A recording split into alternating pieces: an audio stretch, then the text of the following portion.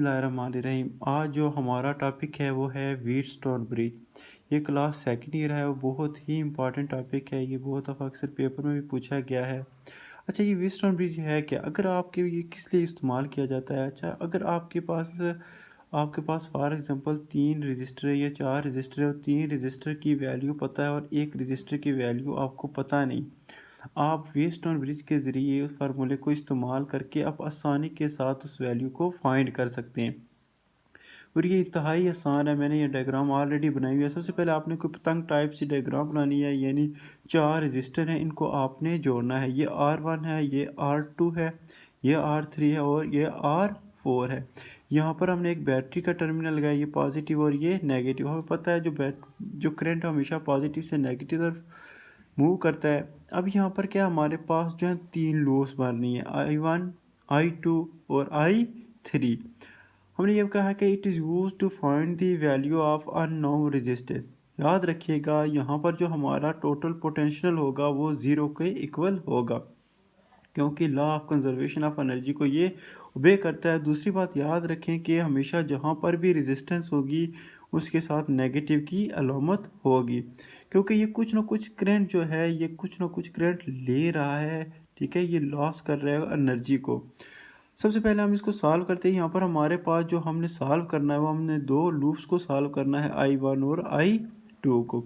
यहाँ पर मैं पहली लूप को सॉल्व करता हूँ। पहली लूप है हमारे पास A B D और ए बी डी और ए लूप है हमारे पास। सबसे पहले मैं इस लूप को हल करता हूँ।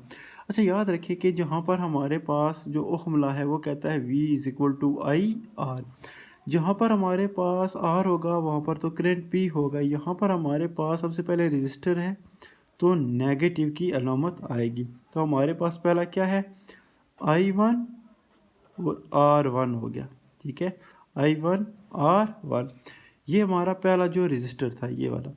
अब दूसरे रजिस्टर पे आते हैं, यानी करंट मूव कर रहा है यहाँ पर। याद रखिएगा, अक्सर बच्चे कह देते हैं I1 R3, नहीं, बल्कि देखें ये जो रजिस्टर है ये कॉमन है लूप I3 और लूप I1 का। ठीक है, यानी ये वाला जो रजिस्टर है वो इस साइड पे भी है और इस साइड भी है, इसलिए ये जो करंट होगा ये कॉमन होगा। तो सबसे पहले रजिस्टर के साथ हमेशा याद रखिएगा कौन सी अलामत होगी, नेगेटिव अलामत होगी। हमारे पास क्या है, R1, I1 और I3। फिर याद रखिएगा, ये देखें ये जो करंट है ये नीचे की तरफ मूव कर रहा है और जो ये वाला है ये अपोजिट टाइप की मूव कर रहा है। अच्छा देखें, ये दोनों एक दूसरे को तो कैंसिल आउट करते हैं, लेकिन हमें यहाँ पर बच्चे अक्सर कंफ्यूज हो जाते हैं कि हमने बड़ा करंट किसको लेना है। याद सपोज रखें कि हमने कहा है कि I1 लीड कर रहा है। ठीक है, अभी हमने I1 लूप रही है तो इसलिए ये I1 जो करंट होगा ये इसको लीड करेगा। तो पहले मैं ऐसे लिख लेता हूँ, I1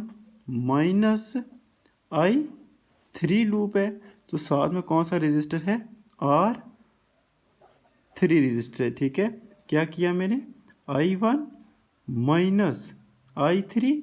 ठीक है, और रजिस्टर कौन सा कॉमन है, R3 कॉमन है।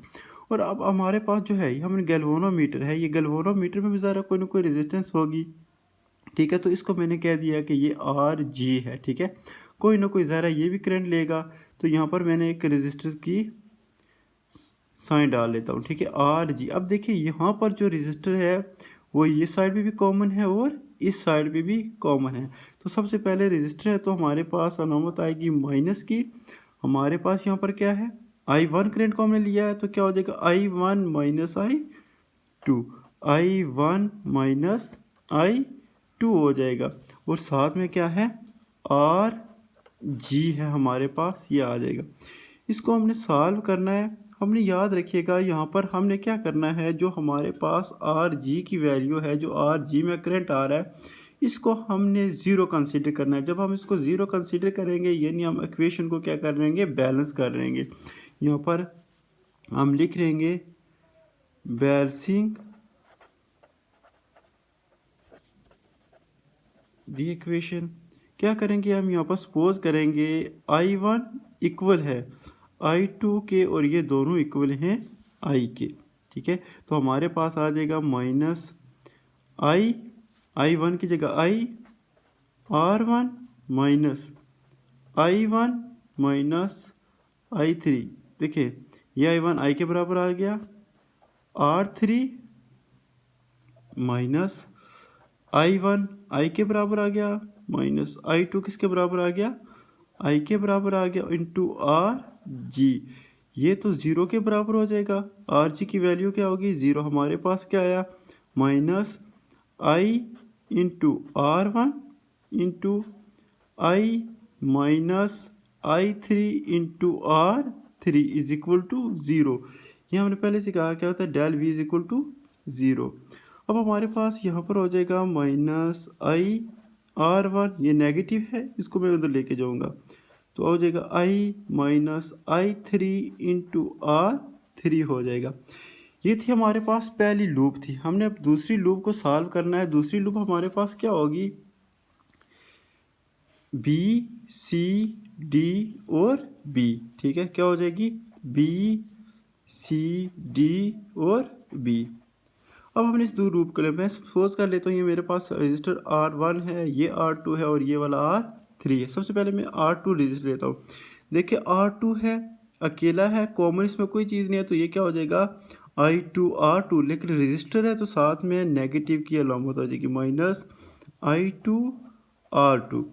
अब ये है, ठीक है, एक करंट ऊपर से मूव कर रहा है, एक नीचे से, ये नहीं, देखिए ये R4 जो है इधर भी कॉमन है, ठीक है, R4 I3 लूप में भी कॉमन है और I2 लूप में भी कॉमन है।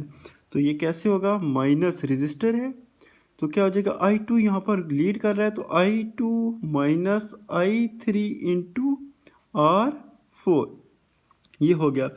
अब देखें यहाँ पर जो रजिस्टर है, यहाँ पर जो करंट मूव कर रहा है कुछ ना कुछ गैल्वेनोमीटर में भी जा रहा है। हम चाह रहे हैं कि गैल्वेनोमीटर में जो करंट की डिफ्लेक्शन यहाँ पर भी होगी, कोई ना कोई रजिस्टर करंट करेगा। अब यहाँ पर देखिए ये वाला जो रजिस्टर है इधर भी कॉमन है और इधर भी कॉमन है, तो हम पहले रजिस्टर है तो माइनस का साइन आ जाएगा। उसके बाद क्या होगा, I2 माइनस I1, क्योंकि यहाँ पर हमने जो करंट लिया है वो I2 लिया है, तो क्या हो जाएगा I2 माइनस I1 और साथ में मैंने कहा है RG, यानी रजिस्टर है गैल्वेनोमीटर में, तो RG लिख दूंगा, ठीक है। अब वहाँ पर हमने बैलेंसिंग करना है कि हमने यहाँ पर फाइंड करना है कि जो RG में है कोई डिफ्लेक्शन न हो। हमने ये जो ऊपर वाला करंट जो नीचे से ऊपर जा रहा है करंट, जो दोनों अपोजिट को हमने सेम रखना है, जैसे 4 माइनस 4, इसको हमने ज़ीरो करना है, इस इक्वेशन को हमने बैलेंस करना है। तो हम क्या करेंगे, यहाँ पर कहेंगे I1 इक्वल है I2 के और ये बराबर होगा I के। तो हमारे पास ये I2 है, किसके बराबर हो जाएगा, माइनस I के R2 माइनस I2 किसके बराबर है, I1 के, माइनस I3 इंटू R4 हो जाएगा, माइनस I2 बराबर है I के, I1 बराबर है I के इंटू RG। ये जो होगा ये ज़ीरो को अप्रोच करेगा, तो हमारे पास हो जाएगा minus I R2 minus I3 into R4 आ जाएगा। ये माइनस है, ये ज़ीरो को अप्रोच करेगा, ये उधर चला जाएगा, माइनस I R2 उधर जाके हो जाएगा I माइनस I3 R4 हो जाएगा। अब ये हमारे पास इक्वेशन नंबर 1 आ गई है और ये इक्वेशन नंबर हमारे पास 2 आ गई। अब हम इसको डिवाइड करेंगे, ठीक है, डिवाइडिंग इक्वेशन नंबर 1 एंड 2। एक आसान तरीका है, जो राइट हैंड साइड है राइट वाली साइड को उसे डिवाइड कर ले, जो लेफ़्ट वाली साइड है वो लेफ़्ट वाली साइड को डिवाइड कर ले। अब ये I R1 है तो क्या हो जाएगा हमारे पास, माइनस I इंटू R1 और ये वाली side minus I into R2, फिर ये वाली side I minus I3 into R3 और ये वाली side I minus I3 into R4। ये कैंसिल हो जाएगा, ये कैंसिल हो जाएगा, आपके पास बचेगा R1 ओवर R2, यहाँ बचेगा R3 ओवर R4।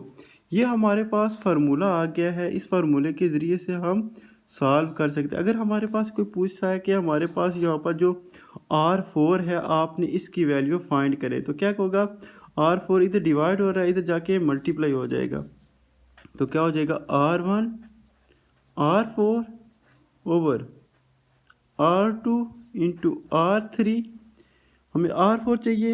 ये R2 इधर जाके मल्टीप्लाई करेगा और ये R1 इधर नीचे जाके डिवाइड हो जाएगा। ठीक है, हमारे पास आ जाएगा R4 R3, ये वाला इधर जाके मल्टीप्लाई करेगा R2 और ये R1 इधर डिवाइड हो जाएगा। ये R4 की अगर हमें निकालनी हो तो इस तरह से हम रेजिस्टेंस निकाल सकते हैं। ठीक है, तो ये था हमारे पास व्हीटस्टोन ब्रिज। सबसे पहले आपने एक अच्छी सी डायग्राम बनानी है, उसको आपने जोड़ना है और उसमें I1 3 लूप्स बनानी है, I1 I2 और I3। करंट जा रहा है पॉजिटिव से नेगेटिव की तरफ, लूप लगानी है। उसके बाद हमने क्या करना है, याद रखिएगा डेल V इक्वल टू 0 रखना है और जहाँ पर भी रजिस्टर होगा वहाँ पर हमने नेगेटिव साइन डालना है। और फिर जो हमारा ओह्म लॉ है V इक्वल टू IR, हमने यहाँ पर दो लूप्स ली, कौन सी, A B D और A। यहाँ पर सबसे पहले हमारा रजिस्टर I1 था, I1 R1, लेकिन रजिस्टर है तो इसलिए हमने यहाँ पर नेगेटिव की अलामत रखी।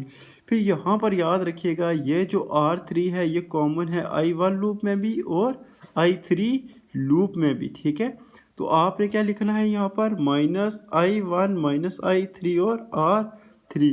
इसी तरह आपने -I1 -I2, ये लूप भी दोनों में कॉमन है, I1 और I2 आपने कॉमन करनी है। यहाँ पर हमने बैलेंसिंग करना है इक्वेशन को, यानी जो गैल्वेनोमीटर है, ये जो हमने लगाया हुआ है गैल्वेनोमीटर, हम नहीं चाहते हैं कि तो कोई डिफ्लेक्शन शो ना हो, RG की वैल्यू 0 हो। तो यहाँ उसको हमने 0 बनाने के लिए क्या किया, I1 is equal to I2 और I रख दिया। जहाँ पर हमारे पास I1 होगा वहाँ पर हमने I पुट कर दिया, जहाँ पर I2 होगा वहाँ पर भी हमने I पुट किया, तो यहाँ पर हमारे पास 0 आ गया।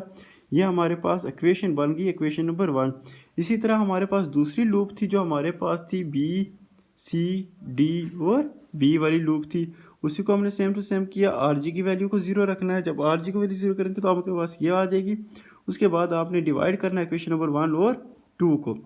डिवाइड करेंगे तो राइट वाली साइड के साथ डिवाइड करें, लेफ़्ट वाली साइड को लेफ़्ट वाली साइड पे डिवाइड करें, तो आपके पास ये फार्मूला आ जाएगा। इस फार्मूले के जरिए अगर आपको R4 की वैल्यू चाहिए तो आप R4 की वैल्यू फाइंड कर सकते हैं, R1 की चाहिए तो R1 की कर सकते हैं, R2 की चाहिए और R3 की चाहिए।